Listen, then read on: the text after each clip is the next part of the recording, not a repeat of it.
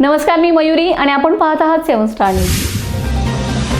विटा तालुक्यात स्वस्त दरात बिलासह चोख सोने देण्याचे आमिष दाखवत तब्बल 50 लाख रुपयांची आर्थिक फसवणूक झाल्याचा धक्कादायक प्रकार समोर आलाय।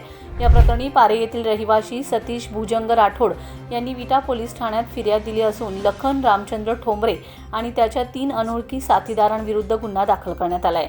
पोलिसांनी दिलेल्या माहितीनुसार ऑक्टोबर 2023 पासून आरोपींनी फिर्यादीचा विश्वास संपादन करत कमी दरात बिलासह शुद्ध सोने उपलब्ध करून देण्याचे आश्वासन दिले।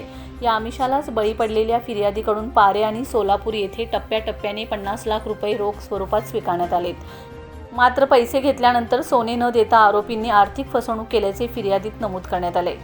फिर्यादीच्या तक्रारीवरून विटा पोलीस ठाण्यात गुन्हा दाखल करण्यात आला असून या प्रकरणाचा पुढील तपास पोलीस उपनिरीक्षक संग्राम पाटील करीत आहेत। आरोपींचा शोध सुरू असून या फसवणुकीमागील संपूर्ण रॅकेट उघडकीस येण्याची शक्यता व्यक्त केली जात आहे।